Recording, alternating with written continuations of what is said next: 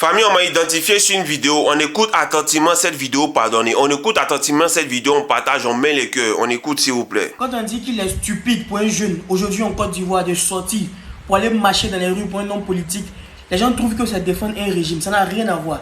Ça relève d'une stupidité déconcertante. Je pense qu'en Côte d'Ivoire, ce sont les marcheurs qui constituent un problème. C'est-à-dire que quelqu'un va marcher pour revendiquer ses droits, c'est lui qui cause problème. Ce pourquoi il marche là, ça ce n'est pas un problème. Ceux qui sont susceptibles de faire du mal aux marcheurs dans les rues, ceux qui sont susceptibles de s'attaquer aux marcheurs dans les rues là, non, eux ce n'est pas le problème. Le problème là, c'est celui qui est en train de marcher. On est dans un pays où chaque année le président vient avec des chiffres. Oui, les chiffres. Les Ivoiriens souffrent, les Ivoiriens pleurent, les Ivoiriens vivent dehors, les Ivoiriens dorment sous les ponts, les Ivoiriens dorment au cimetière, les Ivoiriens ont des factures surabondantes qui font que franchement dit, ils n'ont pas les moyens. C'est-à-dire que on dit un pays où le SMIC est de 75 000, ta facture d'électricité seulement vient 50 000. Tu enlèves combien pour payer ton transport pour aller au travail? Tu enlèves combien pour la nourriture? Tu enlèves combien pour envoyer tes enfants à l'école? Tu enlèves combien pour te soigner? Tu enlèves combien pour épargner? Tu enlèves combien pour payer ta facture d'eau, pour t'occuper de toi-même, pour t'occuper de tes enfants? On fait comment lorsqu'on est dans un pays comme ça? Et chaque année, parce que les membres du gouvernement se font beaucoup d'argent, donc à partir d'eux, bien entendu, on fait une étude et on dit qu'en Côte d'Ivoire, les gens touchent moyennement 4 000 ou bien 2 000 dollars par an, alors qu'en réalité, ce n'est pas vrai. Même si vous faites 75 000 francs multiplié par 12, ça n'atteint pas 2 000 dollars dans l'année. Et un président vient toujours parler comme ça, alors qu'on a 4 000 doctorants qui sont au chômage. Les gens ont envie que les choses changent dans leur vie. Les gens ont envie qu'il y ait une amélioration, mais non, faut pas y avoir d'amélioration. Faut que tout reste comme ça et que le président continue dans sa démarche parce que c'est celle-là qui est la bonne. C'est bonne pour vous, c'est bonne pour toi parce que vu comment tu es assis dans le fauteuil, tu manges bien, tu as un gros ventre, tu es à l'aise, mais ce n'est pas le cas de tout le monde. Le petit Sékou qui est quelque part dans Siko Bois, quelque part vers le cimetière, ce n'est pas bon pour lui. Donc faut qu'on parle pour lui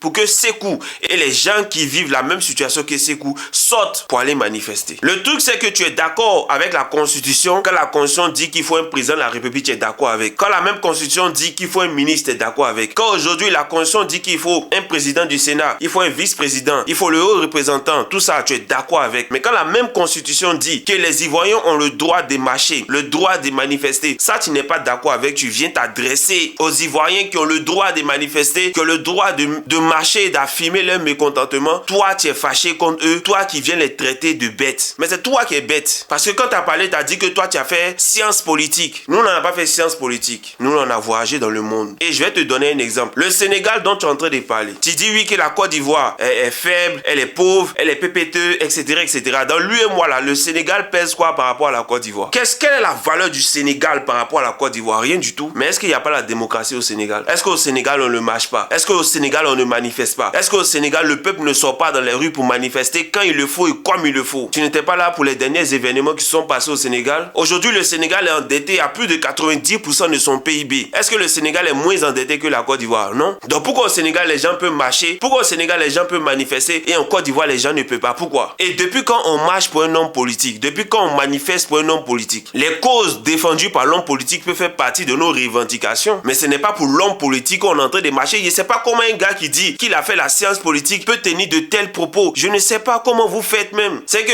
en Côte d'Ivoire, dans vos amphis là, qu'est-ce qu'on vous apprend là-bas? Bon, c'est peut-être Atu Banga qui est son professeur, je comprends pourquoi il dit de telles insanités, mais sinon, quelqu'un qui a fait science politique ne peut pas tenir ce genre de propos. Tu peux être d'accord avec ce que la Constitution dit quand il faut un président, quand il faut un ministre, quand il faut des députés, etc., etc. Mais tu t'opposes au fait que la Constitution autorise les gens à marcher et à manifester. Les marches, il faut les encadrer. Les marches, il faut les protéger. Ça, c'est le devoir. Mais lorsque quelqu'un juge sur la Constitution pour dire qu'il serait garant de la Constitution, de sécuriser les Ivoiriens, et que les Ivoiriens veulent marcher, veulent manifester, et ce gars-là fait barrage, mais c'est lui qui est problème. Mais bon, vous êtes dans un groupe WhatsApp, on vous envoie un peu d'argent, du coup, vous devenez aussi bête, borné et sauvage. Vous faites des vidéos, bien entendu, pour décourager les gens. Comme je l'ai dit, nous là, on n'a pas fait science politique. Nous, on a voyagé dans le monde. La France, la grande France dont tout le monde est en train de parler, ou lorsque la France passait de la monarchie à la République, tu sais combien de fois les Français sont sortis dans la rue manifester? Est-ce que la France était stable comme elle est stable aujourd'hui? Elle n'était pas stable comme ça. Les États-Unis, pour que le système change, pour que les Noirs aient des droits de vote, etc.,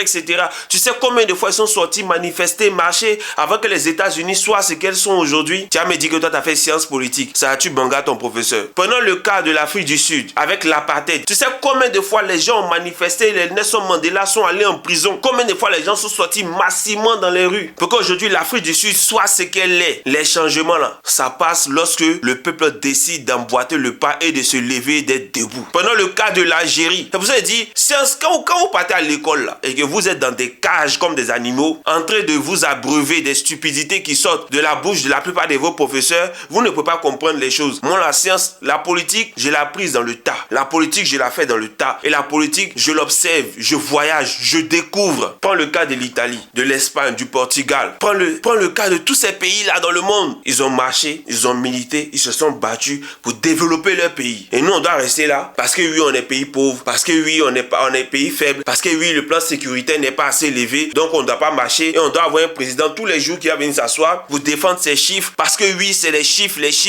alors que dans la réalité, les gens sont en train de souffrir et ils doivent mourir pour laisser leur souffrance en héritage à leurs enfants. C'est ça que tu veux? Gros bête là.